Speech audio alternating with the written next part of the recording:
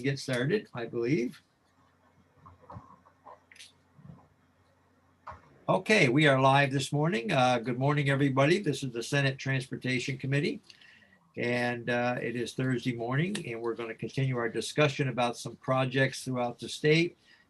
We've had an array of projects that we've been discussing this week, and this morning we are going to discuss the connector, Essex Crescent Connector, which has been talked about in lieu of the Cirque Highway. A lot of replacements of the Cirque Highway, which never materialized, but a lot of improvements we hope will make a little difference in Chittenden County. This one has been, I think it's getting close to construction, but we'll find out this morning.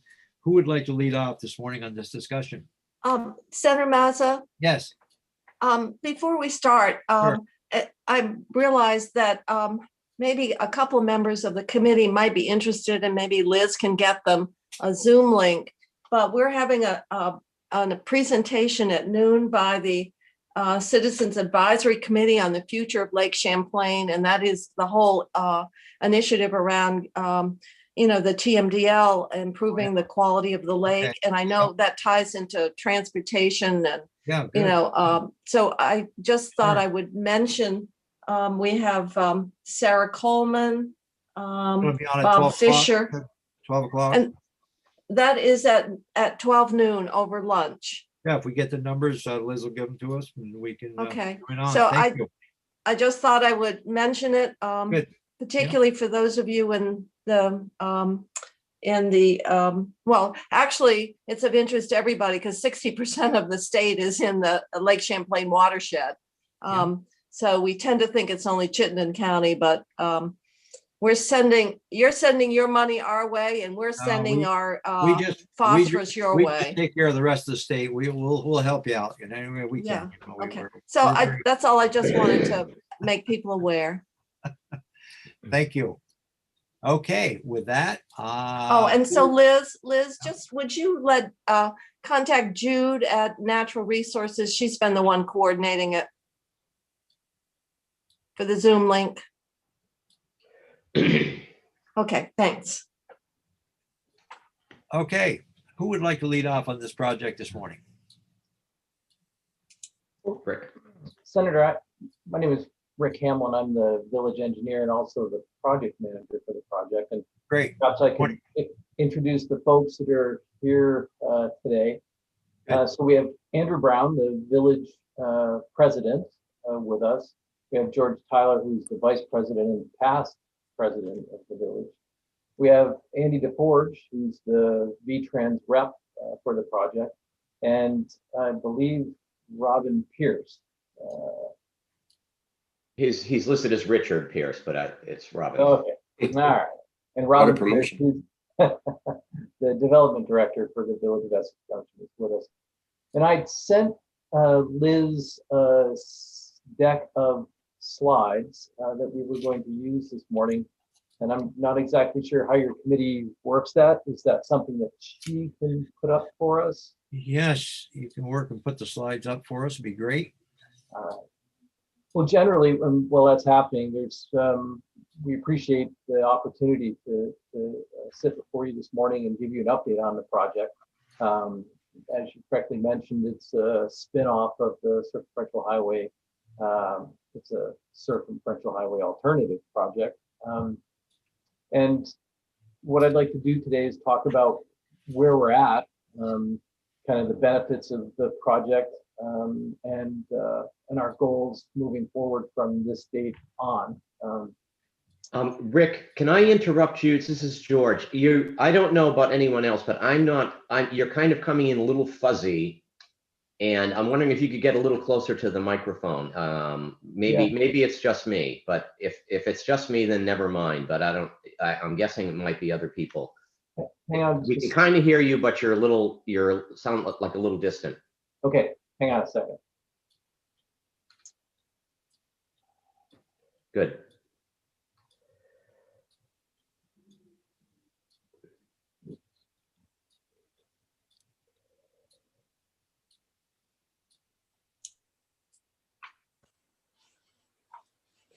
How's that? Is that That's better? good. Very better. good. Thank Okay. Thank you. Thank you for pointing that out. I was on a different microphone. All right. Just as an overview, the Village of Essex Junction is blessed with 3 named routes, Vermont routes, that all terminate in the center of our community at the intersection infamously known as the 5 Corners. That configuration alone creates obviously some difficulties in terms of moving traffic through the heart of our community. And so this image is oriented to the north. We've got Pearl Street to the left, Lincoln Street to the north, Main Street to the northeast, Maple to the east, and Park to the south. And those represent Route 2A, which is Parks Street and Lincoln, and then Route 15, which is Pearl Street and Main Street, and 117, which is Maple. And so if we could go to the next slide. Yeah, thank you. And so the Crescent Connector is a bypass of that congregation of those 5 intersecting roads at the core of the community. And so this plan shows, and you can see the yellow striping is all of the area that will be rebuilt and constructed as a part of the Crescent Connector. And essentially what it does is to take traffic from Park Street and then cross a new railroad crossing toward Maple, and then on Railroad Street and back to Main.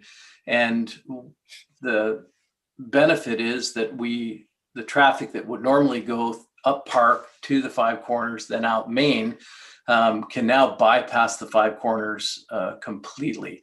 And depending on the rail movement, there are times when that traffic right now would be stopped because of the rail crossing Park or the rail crossing Main. And with the Crescent Connector, that traffic continues to move either north or south and bypasses those track crossings. I think probably the next slide probably is the best. Again, it's the same image, but the key elements besides moving traffic more efficiently, and we'll talk about that in just a moment.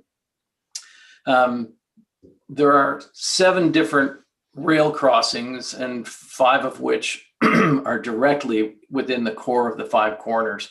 And the Crescent Connector improves safety greatly by reducing the number of crossings and train vehicle conflicts. And so that was a key safety factor in the development of this particular alignment. Pedestrian facilities will also be improved. We'll provide now links from the Maple Street area and the Main Street and Park Street area.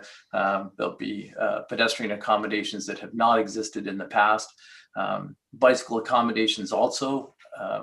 There'll be striped bike lanes within the Crescent Connector. And also the project will allow us to create a missing link that has existed for some time.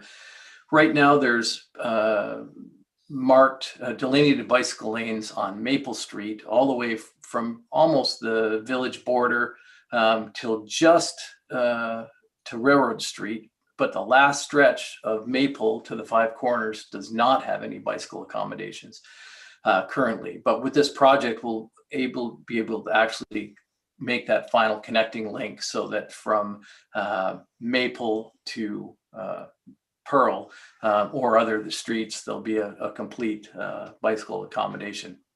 And of course, all along the complete new alignment of the Crescent Connector. And so you're seeing the new alignment from left to right, and then the up and down on the page on Maple Street is renovations to existing streets. So, and also with this comes improved lighting, and which also enhances safety. So that in a thumbnail sketch is the goal of the project, is to create more better traffic efficiency around the 5 corners, but also improve safety in many different.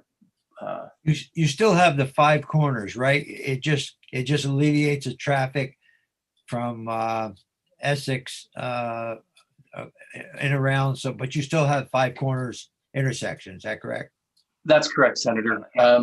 So one of the best ways to look at this is if you imagine the 5 corners as the heart of Essex Junction. It's a heart that's overworked and fairly clogged. And so this is a bypass. This is just like bypass surgery for the heart. It doesn't turn us into sprinters or Olympic athletes, but it keeps things going and keeps the traffic moving. So I think that's probably the best analogy. So the 5 corners as a part of this plan stays in place. So is that a roundabout then where the yellow lines all come in? No, all of the intersections are conventional intersections for this project. There'll be new signal facilities on Park. There'll be new traffic signal facilities on Maple. There'll be, and as we get into a little further here, I'll show you where the rail improvements will also have all new signal and safety equipment installed. Without a continuous flow of traffic, doesn't it just kind of change where the stoppage is, the bottleneck is? I mean, it just seems like if you could have a continuous flow of traffic in one direction, you could shed some vehicles there. But we'll actually have a slide here shortly. It'll show the benefits and the change of level of service for the 5 corners. And there has been some discussion depending on how well the Crescent Connector works and if it works as well as predicted, the possibility of closing a section of Main Street and turning the 5 corners into a 4-way intersection, but that's farther down the road. Obviously, that would make traffic timing much easier and much more efficient if there were only 4 legs into the intersection instead of 5. But again, that's a future consideration. Let's go to the next slide.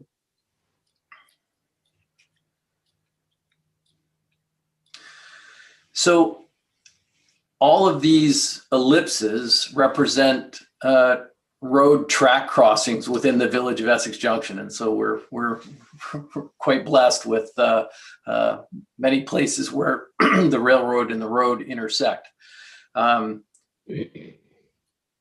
All of the red ellipses are slated for complete reconstruction. So new crossing surfaces, concrete panels. The signals will be upgraded. There'll be new gates. In fact, right now, very few of the intersections, the crossings in Essex Junction now are gated.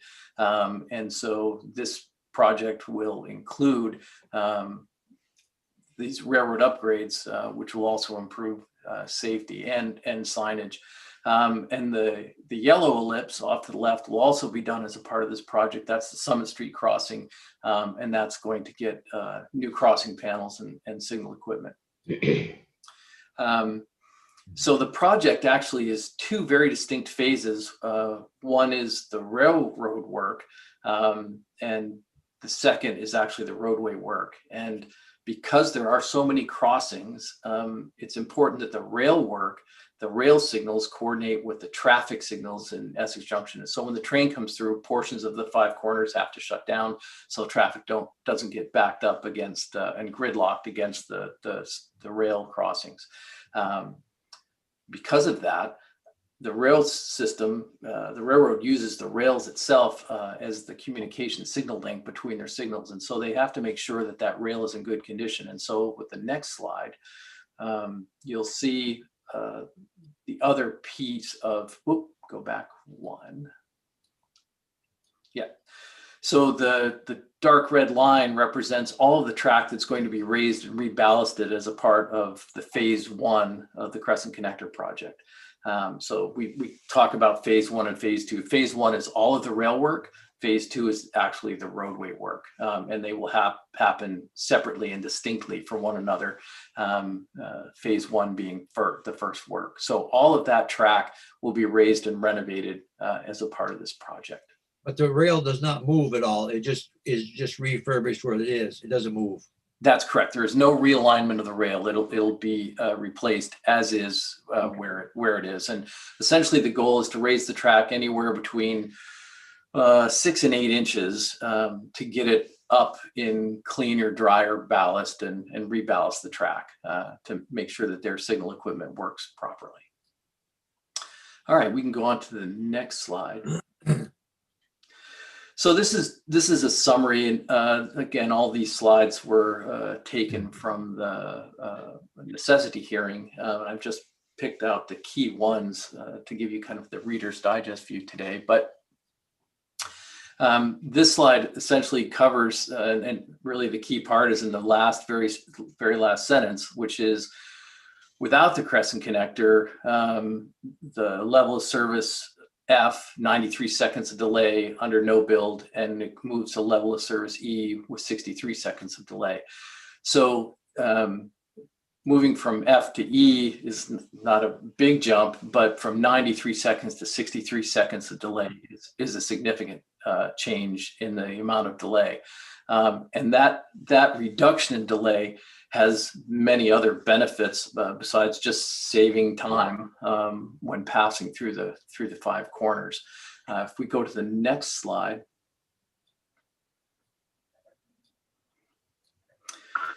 So this is just a summary of air quality impact with the Crescent connector in place.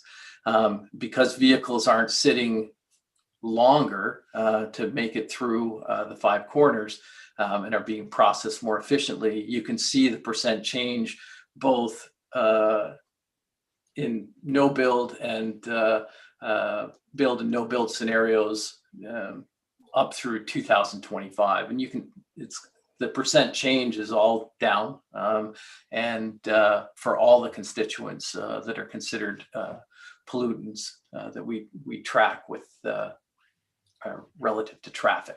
What's the how much or is there a large percentage of the cars that just come from Essex Center, just bypass and go on to Tap Corners?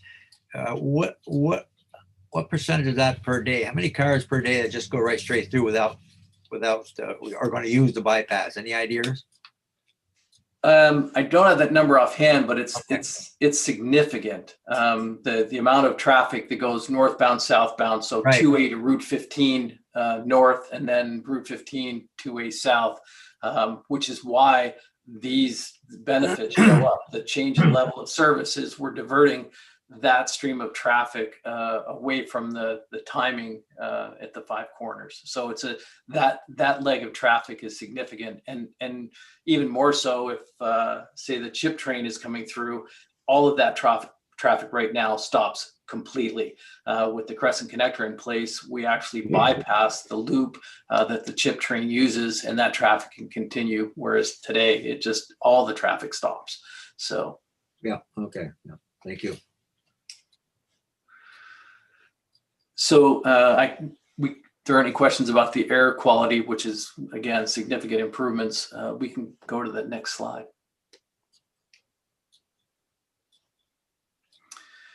So beyond safety, beyond efficiency, another benefit of the construction of this road is economic development. And this is just a letter from an adjacent landowner saying, that he welcomes the project. And we can move on to the next slide. And George, I'll turn this over to you if you would to talk about the genesis of these two images. Right. When the project was approved back in 2014 with the Regional Planning Commission as part of the Circ Alternative program, we were beginning to have a lot of growth in the village center, and we're experiencing it today. And we held a series of community forums, and then we had a very large community charrette. And because we said, how are we going to leverage this new road? What are the secondary benefits besides the transportation improvements? Look at the opportunity for what it's going to mean for the actual physical what's happening in development in the village center. And it was an opportunity to revise our municipal plan. And so we had this community charrette, and the graphic, so the public could understand it. We put the graphic on the right that shows the basically what the village looked like back in 2014, but with the Crescent Connector imagined in place. You can see Park Street coming up from the bottom, and the connector goes off to the right, loops around 5 corners, and then reconnects. And we said, where would the growth be? Where would the buildings be? And you can see along the path of the connector, there's new, all that land, all that surface is now open for economic development in the village center. But we also realized that because of the reduced traffic on Park Street going into, which is Route 2A going into 5 corners, it would be more amenable for more residential development, and which is the other thing we're trying to achieve in the village center. We're trying to achieve, high density residential development. And so that was what the imagined development build out would look like with the Crescent Connector in place. And then I'll show you just the next slide, if we just take a look at it, to show, if you could just go to the next one. And this was just taken last weekend, and the slide on the left, this shows the kind of development we're getting in the village center, and the slide on the left is on Park Street. That's ongoing construction right now. That's a 4-story mixed-use building, and that's on Park Street, and that's what the reduction we envision or hope the reduction in traffic is going to enable. And the building on the left, again, another mixed-use 4-story building, is another benefit. It's near the path of the connector. In fact, the connector road, that road is Maple Street where the truck is, and just to the left of that building is where the connector intersects with Maple Street. And those are two, that's sort of showing the build out in action. We're really experiencing this. And so this is just to highlight the fact that the connector road is sort of the centerpiece of our redevelopment effort in the village center. Thanks. Are those buildings on the bottom, George? You may or may not know. Is that retail on the bottom? Yes. And office and residential up above? That's right. That's what we've zoned for in the village center. We want retail bottom and residential top. That's what we're going for. But the one on the right is parking, right? That's the senior housing. No, we put a senior housing. Neither of those are senior housing. We just had another senior housing building built on Park Street. Okay. I don't have the slide for that. Okay. The one on it, you can see just to orient you, the picture on the left-hand side. on the right-hand side, you can sort of see where the truck is headed. There's another large brick building in the distance there. And that's what we now call the McGillicuddy's building. That's right at 5 corners, and that's 4 stories residential, and the ground floor right at 5 corners. If you've been through 5 corners recently, McGillicuddy's is right there on the corner, and then there are some other retail shops on the ground floor as well. And that's the kind of development we're trying to have. What we understand is that the building. For the building on the right, that's being done by BlackRock, and they've already contracted to have I guess there's a really big popular wood-fired pizza place that's going to take most of the ground floor there. The parking is in the back for that building. Actually, both these buildings, the parking is off-street behind both buildings. The McGillicuddy's or the 4 Pearl Street building, it has below ground parking. It depends on where the water table is for the particular building. And as far as I don't want to get off subject, so I apologize to the committee. Just one last question. The build out that you folks are doing, is it based on studies of necessity, or it's just a desire of that's what you want your downtown to be like? I'd say a little bit of both. When we've talked to businesses, we've talked to places like Global Foundries in the past, where there's what we keep hearing is there's a high need for these aren't what you would call affordable housing. These are sort of market rate apartments, but there's a great need in Chittenden County for more market rate housing. I'm just amazed, and I'm sure you're aware that it's not just Essex Junction. We're seeing these kind of buildings going up in Williston and South Burlington, and there's just a high demand for it for people who don't want or can't afford single family homes, but are looking for apartments. So I guess there's some study for it. Maybe Robin or Rick can speak to it in terms of actual studies, but as I understanding it's study, but it's also, we also held with Charette's, we'd like to increase the density of the village center to try to create a nice little, downtown for Essex. Okay, thank you. Yep. I could answer your question if you'd like. We have worked with the state and the Regional Planning Commission on what we're doing in the Village Centre District. It's a designated village centre. It's also a neighbourhood area designation right over the top of that, which gives incentives for affordable housing. The Regional Planning Commission has designated the village as a growth centre, and the Vermont brand is compact settlements surrounded by productive open farmland. So this really fits right into that motif. And I think it's pretty well known that investment in private infrastructure at a time of economic constriction attracts a lot of private investment when you're coming out of economic constriction. And I think, George has touched on it, Rick has touched on it, the connector road, as well as these buildings, there's another 3 buildings with about 200 apartments, all with retail, commercial on the entry level, that have been approved by the Planning Commission. And they're actually waiting for the road to be built before they come in. Thank you. All set, George? Yes, thanks. Thank you, folks. All right, thank you. Perhaps we could go to the next slide then. So this is an overview that really shows the new road, and you can pick out the new road with the green edge, which is the new bike lanes, and you can see that alignment from right on Park Street to left over to Main.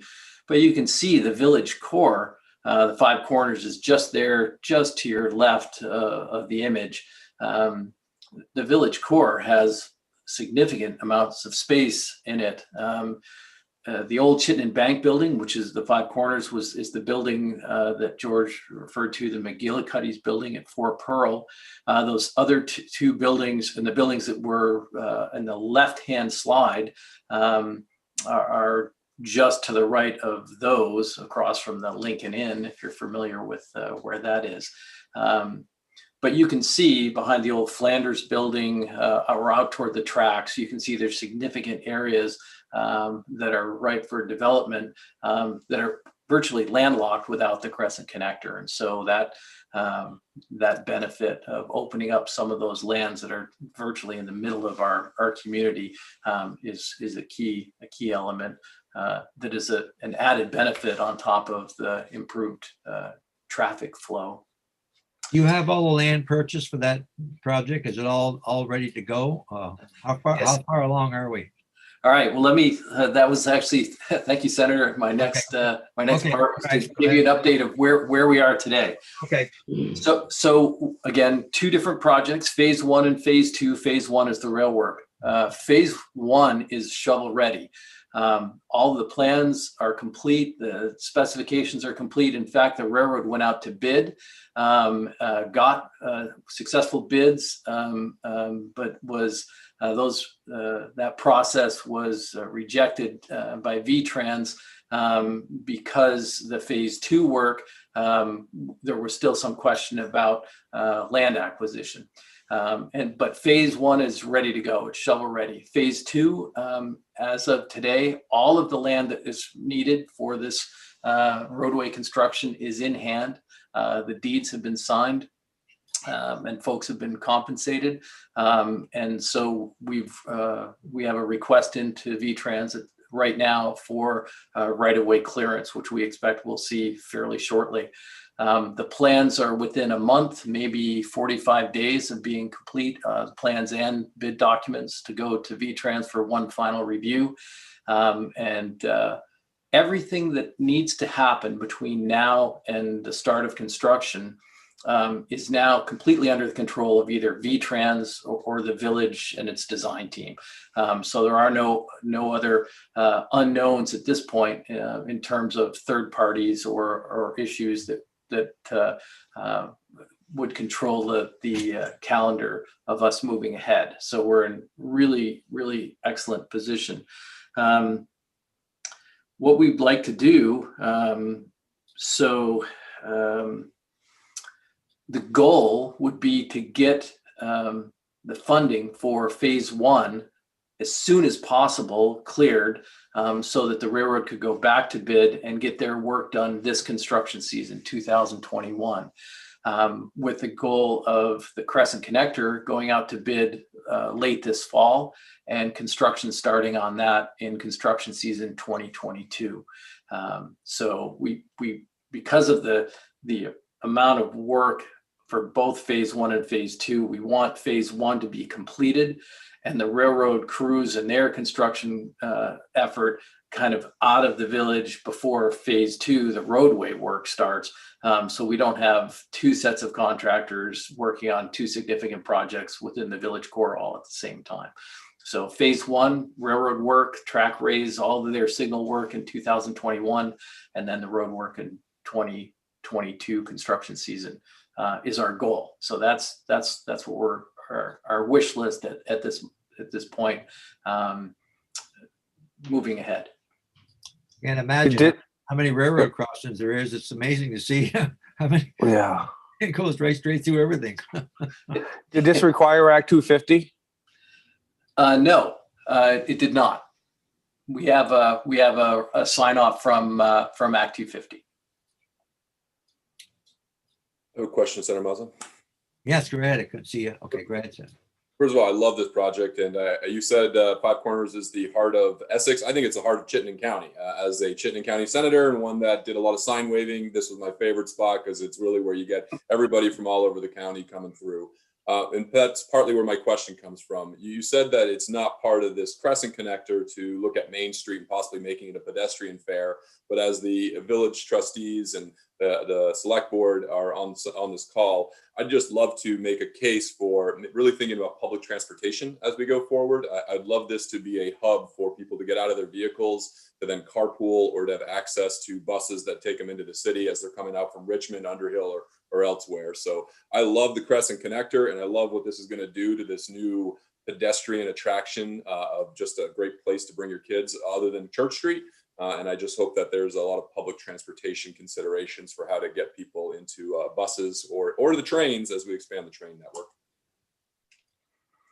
Well, we're certainly well set to be there with our train station, which is just off the view of this slide. Actually, it's 1 block away from the left edge of the train station and combination bus station. And as a part of the Crescent Connector, there's actually going to be additional public parking built.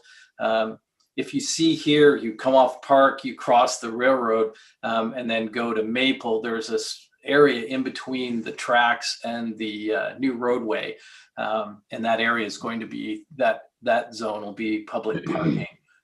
So we'll have a place where people can park and be close to the downtown, and then walk throughout the downtown. Is the rail funding supplied by VTrans, or is the rail on the rail company themselves, or is it a joint venture? Well, originally the funding was all through VTrans. Presently, Amtrak has some funding, and we understand that some of their earmark may be used for this. I think that's a question that's still a little bit up in the air, but originally this project was fully funded, both the rail and the roadway work, as a part of that CERC alternative funding. What's the total cost of the project? I haven't looked in the book. Is it, I'm sure it's, have any idea? Andy, do you have the latest? Yes, the construction phase, both phase 1 and phase 2 is running at, in round figures, 10 million. So basically we have approximately 3 to 4 million for phase 1, depending on how the bids come in, and another roughly 6 million for the roadway project. A lot of action there. Yes, Senator Perchlik.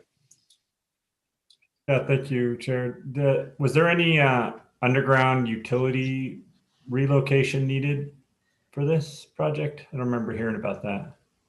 So none was required, but we are actually going to, we've been working with Green Mountain Power to create a looping link that they don't have now between Park and Maple. And so this project will create underground conduits for Green Mountain Power so they can make a connection between their Maple Street grid and their Park Street connections to give them some redundancy. And so we will be installing the conduits and they'll be pulling cable. But none was required, short of one single pole, utility pole that we're going to relocate about 50 feet to move it out of the parking area. But that was the only utility relocation required. Okay, thanks. This photo goes back a few years. Yes, that's old. It would look very different right now. I guess it would. Yeah, a lot of that whole corner is not trees anymore. Right, that's all gone. It's all just a bunch of buildings there now. A lot of growth has happened in Yes, the last few years. that's right. Well, that road is going to be a real blessing for that area. It's going to be great. Yeah. Senator Mazza, may I piggyback on that for a moment? Sure. So one of the things that this road also allows for us to do as a community is to help bring the village back into the village of Essex Junction. When we were incorporated back in the 1890s in the horse and buggy days, people were able to walk around freely and not have to worry about the thousands of vehicles that come through there any given day now. And so by helping to divert this number of vehicles around the 5 corners really will help us to start that process of bringing the village back into the village of Essex Junction. So frankly, we are very excited for this project. You seem to have a pretty good downtown. I mean, businesses seem to do well along that in that center. So that's great news. The businesses are there, and it's always good to see retail surviving in some areas, and more than others. Any other questions, comments from anybody?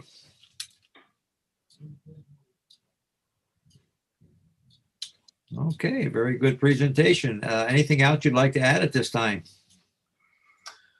Not anyone else on the team? Anything like to share? No, just thank you for the opportunity. Really appreciate it. Thank you for the update, because I was curious. I know we've been hearing about it, but we haven't got an update. This is very good to. So as of now, you don't have any major roadblocks. Everything seems to be going along as planned. No, our list of to-do items is very, very short now in terms of the milestones that we have left to complete the project. As I say, phase 1 is shovel ready. They're ready to go, and phase 2 is very close behind it. So we're in very good shape to move the project ahead at this point. Mr. Chair, didn't at one point, maybe it was a couple years ago, there was still the issue around land acquisition and the need to deal with some property owners, but I gather anything that might have been a deterrent has been dealt with. Rick, I can take that one just from the V-Trans perspective if you want. Thank you, Andy. Yeah, I just requested yesterday the right-of-way certificate, and the fact that all land easements or otherwise required for the project have been obtained by the village, and we expect that right-of-way certificate to be issued by April 21st, which means the right-of-way, all right, title and interest to the land will be, in control of the village. So we didn't, in the process, we didn't have to go through any condemnation or anything, Well, or did we? we started that process. As you see, that some of the slides were from the necessity compensation hearing. We have since the property owner, the last remaining property owner, decided to settle with us. We went through some gyrations of, different improvements to his property, some utility stuff. But long and the short of it is we were able to settle without having to go through the final necessity compensation hearing. Okay, thank you. And I should say for the record also that the railroad was very good to work with throughout the whole process, because a major taking, parcel number one, probably the biggest area, actually came from the railroad, the rights to build the road. And they were very good to work with and are still being really, really great to work with throughout this project. So hats off to the railroad for working with us. Which rail owned the? So that wasn't state owned. That's not the state owned. Yeah, New England Central, New England Tennessee, Central. Wyoming, CN, all the track holders, owners, and operators. It's private. Yep. Someday we'll have some passenger service from Essex to Burlington, and we hope that's in the future. So we would love that. We should mention for people who aren't familiar that Amtrak stops. We are the busiest Amtrak station in the state. It's twice a day we have Amtrak coming in and stopping in Essex Junction, and then it heads into New York City.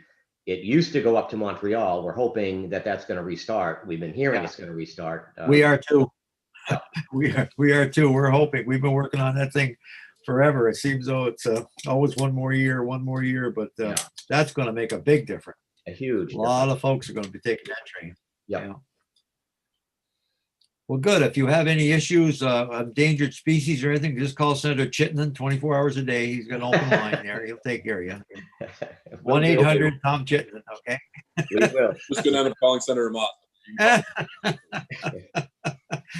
He's our point person right there. All right. Senator Chittenden was downtown enjoying. He was right there enjoying it. Yes, last night, weren't you, Senator? That's Chittenden? right. He was out there. Yeah, that's what I heard. Yeah. Best fried pickles in the state. Great. He had his shirt on campaigning. Yeah. Well, thank you very much. It was a real good presentation, and we're pretty excited about it. And if you run into any roadblocks, let us know. Thank you. All right. Thank you very much. Thank you. Thank you. Bye. Okay, committee, we're going to move right on to our next one at 9:45. We're right on schedule. V-Trans Culvert Management Program. And I don't know who's with us for that presentation this morning. Hi, good morning. This is Nick Wark from V-Trans. Good morning. You got an exciting project for us? Great. Okay, go right ahead. I think we've all visited the 50,000 culverts in Vermont. I think we're firsthand. I think Senator Ingalls is going to take that job this summer. So, I'd love to have you. Okay. All right, go right ahead. Laura, good morning. Good morning. So hopefully everybody can see my screen here. Yes, we can. Thank you. Great. Well, welcome. I'm Laura Stone, the scoping engineer with V-Trans Structures. We also have Nick Wark here, who's the hydraulics engineer. We're here to talk about our culvert program. Really, we want to raise awareness on the challenges facing V-Trans with its large culvert inventory. So here's the presentation outline. First, I'm going to talk about the project initiation and innovation team and hydraulics partnership. We have some statistics on the culverts that are on the public system. I'm going to give a background of the Hot 200 culvert program and really the current state of what Hot 200 is right now. I'm going to talk about some of the programmed projects, the completed projects, and hopefully we have some time for some questions at the end. Okay. So this slide is really just to show you we're coming from structures, and so we're dealing with culverts that are 6 feet and greater. In 2015, hydraulics was embedded into scoping for efficiencies. Hydraulics often drives the scope of a project, so this has really helped to increase the communication between our two groups. We found it to be really beneficial. So this slide's really just to show you how many culverts we have on the system. So we have, this is state and town-owned structures. There are 230 long culverts on public roads, and there are 1,096 short structures. So those are the 6-foot to 20-foot culverts on the state and town-owned roads. So a lot of times when you drive over a bridge, you know that you're driving over a bridge. A lot of times when you drive over a culvert, because it's buried under a great deal of fill, you don't even realize that you're driving over a culvert. So I don't think that people realize really how many of these we have on our system. So really out of the almost a little over 4,000 structures total on the town, state, and interstate systems, 1,326 of those are culverts. So that's, you know, a third of our structures are these culverts. Very similar to the last slide, but this takes the town-owned structures off of the list. These are just state-owned structures. Again, there's 2,389 structures total on the state and the interstate systems. 1,193 of those are culverts. So that's 50%. So 50% of the structures greater than 6 feet are culverts. It's also notable that there's an additional 50,000 culverts in the small culvert inventory. Those are 6 foot and less. And I think it's just important to point out that a lot of those, especially in like the 4 to 6 foot range, when they're replaced with culverts in the 8 to 12 foot range. So they do become these larger culverts. So this is just to talk about how old the culverts on our system are. So this is the state and the town-owned culverts. So as you can see here, the culverts that are less than 10 years to 50 years is a lot less than the population of the culverts 50 years and greater. There's 958 culverts that are older than 50 years old. And I think it's important to note that 424 of those, so almost half of those, are metal. And so as you see at the bottom here, the average lifespan of a concrete culvert is approximately 75 years. And the average lifespan of an aluminum or a steel culvert is 25 to 50 years. So I think it's important to point out here that we have almost 500 culverts that have really reached the end of their intended design life. Nick? Great, thanks, Laura. So now that Laura talked about the huge number of culverts in the state, I thought I'd show some pictures to illustrate some of the issues in more detail. So this first picture, I don't know actually where this picture was taken, and I'm not sure that it matters. I think what I'm trying to show here is this is a town highway. I think most towns have dealt with this exact situation. I'm guessing that was maybe a 6 foot culvert under there. One morning, someone woke up and the rains the night before had washed out the road. Like I said, I think every town, this is not on the state system, this is a town highway, but I think town road foremen are very used to dealing with this. And I think it's interesting that, you know, culvert washouts seem to be much more palatable than bridge failures. If you were to show this picture and say, oh, this is a culvert washout, people would say, yeah, okay, you know, you put more dirt in, you fix it, you walk away. But if you showed this to someone and said this was a bridge failure, I think they'd step back and say, wow, somebody could have driven in there. So again, I think culverts aren't always in the public's eye the same way that a bridge is. Next slide, Laura. Here's another project that V-Trans worked on a few years ago in Stowe. Again, the project details here aren't super significant, but the point here is this was an unexpected failure. I think we repaired this via a weekend closure, but you know, based on the timing, if this could have been an event weekend in Stowe on Vermont 100, this could have caused really a lot of gridlock in the area. So it's much better for the traveling public, events, businesses to deal with these proactively, use our public outreach to inform the public and decide when to do it to avoid big events. Next slide. Here's another picture of a recent V-Trans project. This one was on Vermont 100 in Duxbury. This is inside the culvert, and I think this shows how, if you're not already aware, this shows how culverts typically fail. So along the water line there, you see a very distinct rust line. What happens is gravel and sands wash through the culvert and they chip away at the galvanized coating. Once the galvanized coating is gone, once it gets wet, it just rusts away. So you can see in the middle there, there's basically no culvert left. You can see the dirt below. Has there been any progress over the years of a better, like a heavy plastic culvert or something different? I see we still refer to aluminum. So has there been any progress made and outside of concrete or aluminum? Is there any other product out there that's got a longer shelf life or no? Yeah, there's some fancier coatings these days. I think the galvanizing is better. You can get thicker galvanizing. You can also get some sort of like rubber and polymers on top of the galvanizing for another buffer layer. But really how we deal with this now is we bury the culverts. So the bottom of the culvert isn't getting abraded like it used to.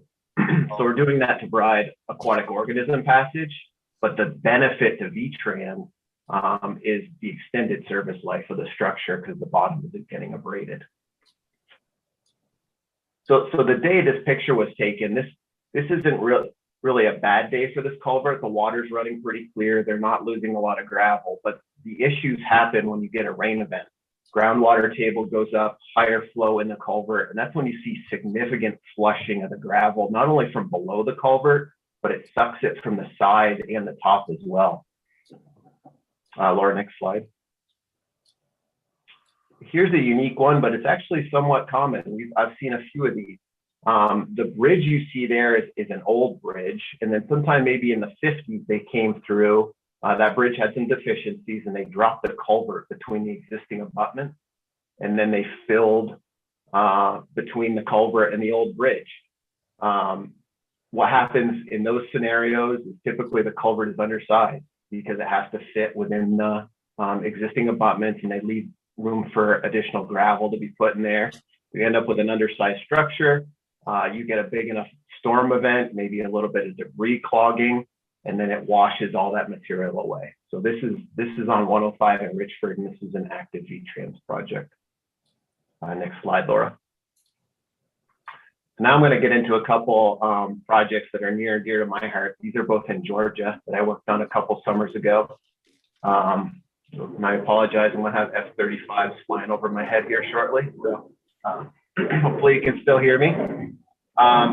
So this happened after Halloween in 2019. What you see here is a sinkhole on the side of the road. Our maintenance workers are pretty good at noticing these issues, and what happened here is exactly what I just explained.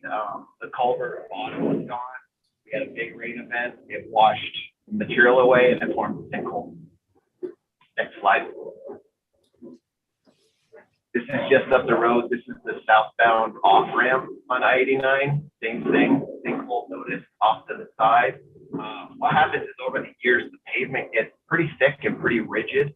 So in the travelway, you don't see holes, typically strong enough to support traffic, but you do notice it over in the shoulder and the event flows. Next slide. So Laura had mentioned the Hot 200. Based on the last few slides, I've been dealing with culvert issues for 15 years of my career. So I started having conversations with Wayne Simmons, Kristen Higgins, and we said, let's dig a little bit deeper. So in 2017, we ran a query of all culverts that were rated 5 or less. Coincidentally, there was exactly 200 of them. So Wayne Simmons kind of coined the phrase the Hot 200. I thought it was catchy, so I stuck with it. Laura, next slide. The graph at the bottom isn't really meant to be legible. That's just a small snip of the data we collected. So we have close to 60 discrete data points for each of these 200 culverts. This allows us not only to develop internal options if you want to replace it or rehab it, but allows a dialogue with A&R, which is very, very important. Actually, I think I spoke in front of this committee after Irene with Mike Klein from A&R. We spent a lot of time working on the town bridge and culvert standards. So we've continued that dialogue with ANR, and this is another tool that we use. We've shared this information with them. We actively talk about this, and this is how we communicate with them which culverts we want to line versus which culverts we want to replace. Next slide. So here's the current status of the Hot 200. Like I said, in 2017, there were 200 culverts. If you run that query now, there's 247. But the good news is we're working on 42 of them. So that leaves 205. That's just 2 data points. I wouldn't get too caught up on if that number is growing or shrinking right now. Maybe we've reached a steady state, but I think it's important to show that we are actually working on 42 of these. Next slide. So here's the map of the programmed culverts. 7 of them have been built, 35 are active in design. You can see the green stars. Next slide. So in 2020, we programmed 29 new bridge projects. 10 of them were culverts. So a third of our program is culverts, which is excellent. Next slide. And then here's the recently programmed projects that just came out. So in 2021, Structures has a total of 13 new projects. 5 of them are culverts. So again, a third of them are culverts. Next slide. So we had 4 culverts programmed on the 2020 list that I just thought I'd highlight here. It's really an exciting project. They're all in really close proximity to each other. They're in Worcester and Elmore on Vermont Route 12. VTrans is using this project to really document the benefits of bundling, both from a project delivery standpoint and from a construction saving standpoint. So this is pretty exciting project. There's actually 5 structures in this project. One is a bridge though, so I did not include it in this presentation. Important to note, so these are 4 culverts. 2 of these, because of the substandard hydraulics, substandard bank full width, are becoming conventional bridges. So here's Bridge 87 in Worcester. Corrugated galvanized metal plate pipe arch. It was constructed in 1961. It has a culvert span of 14 feet. This one is going to remain a culvert. It looks undersized from this picture, but there's a large scour hole at the outlet. This is a picture of the outlet end. So this will be a 20-foot concrete box in the end. Here is Worcester Bridge 89. This is really showing a representation of the bank full width here. As you can see, this culvert is extremely undersized. Currently, it's a 15-foot span culvert constructed in 1964. There's approximately 3 feet of fill over the culvert. And you can see the bank full width here. This needs to be approximately a 45-foot span, which is outside the limits of really what we can do with a culvert. And so this is going to become about a 100-foot span conventional bridge. Again, Elmore Bridge 90. You can see this structure is extremely undersized. Water gets over the top of this culvert by 10 feet in large storm events. It's a 6-foot span. This needs to be about a 25-foot span. So again, just based on the depth of fill this culvert has and the required size, this is going to become a conventional structure. So again, you can't even see the road.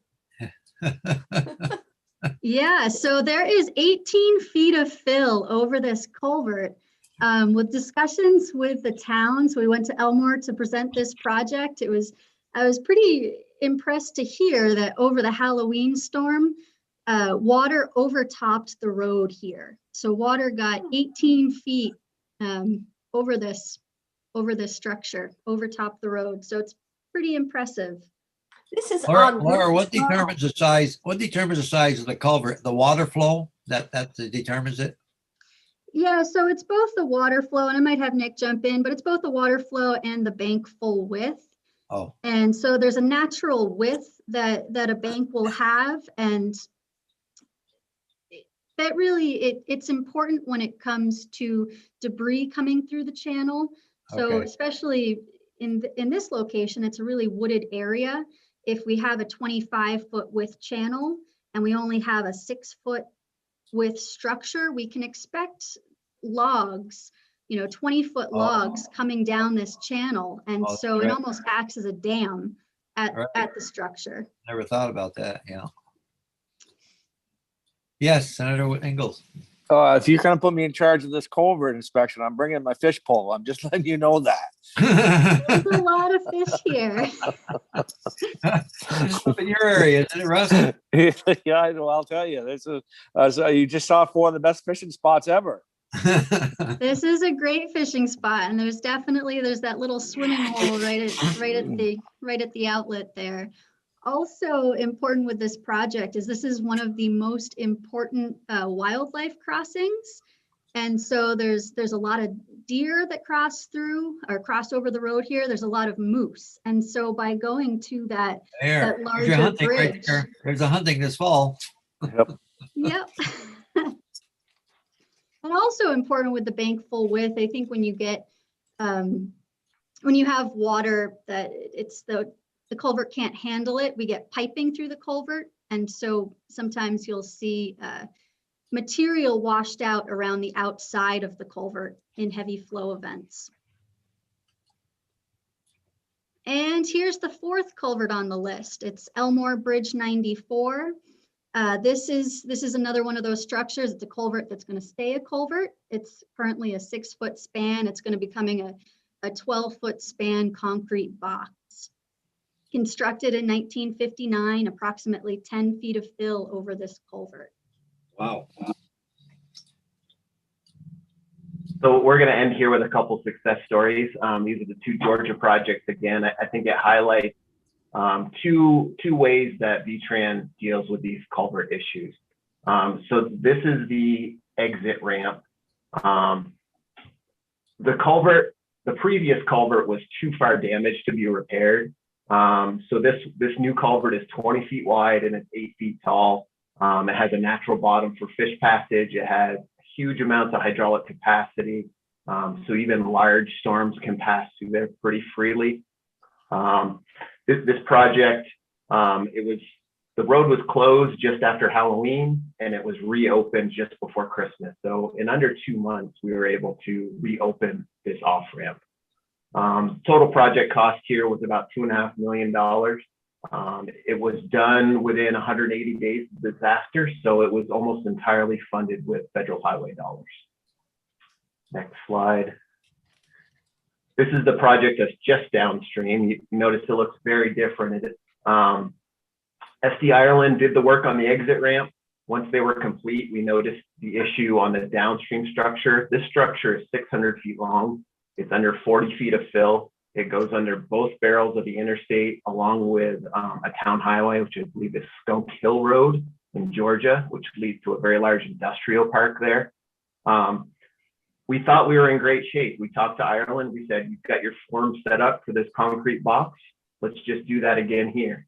Unfortunately, due to the length of the structure, the skew, the depth, estimates started coming in at about $12 million. And it was going to take them up to a year to complete the project. So we stepped away from that.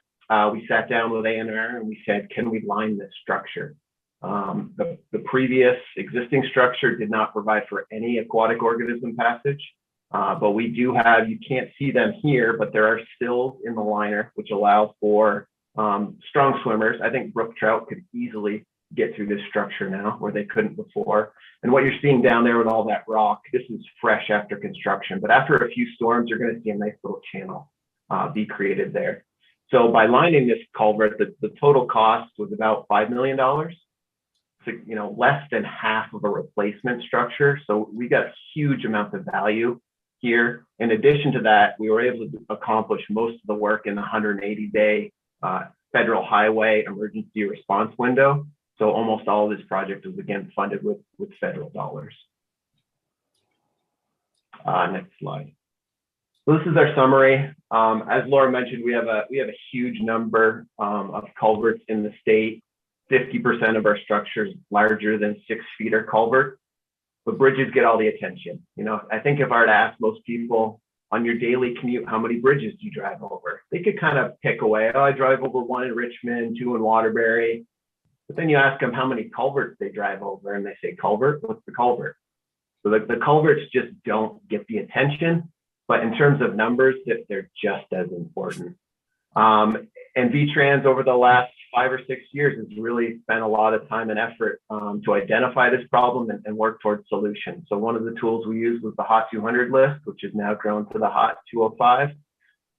But we are actively looking at it, and we're actively working with our partners at A&R to solve this problem. Any questions? Wow. Huh. You don't realize how many culverts. Every time I hear that number of 50,000, or, you know, that's just, that's, you just, like I said, you don't know how many we drive over in the course of a week or a month. We do. Yeah, and I think that 50,000 number is pretty accurate when you start including the smaller structures. I mean, the amount of 24-inch culverts, 36-inch culverts, we do have an inventory on the state system. Right. I think the towns are working on their inventory, but 50,000 is a good number to use. And the only way you know the condition, you really have to go on site and check them all, right? I mean, you just can't do it from a drone or anything. You have to personally go, or someone has to go and check them inside and out to make sure they're functioning. Yeah, so we actually do have, through some research, we've taken basically kids' toys. We've taken these really expensive RC 4-wheel drive cars and mounted cameras on them. So we actually we hook them to a fishing pole so we don't lose them. But you can actually drive them down the smaller culverts to get a good idea of their condition. I see. Yeah, that would make sense. Yeah. Well, okay. Any other questions, comments? I appreciate the overview. Very good. And with that, I think committee, unless there's any other questions, we are done for the next 20 minutes and we go on for a joint session.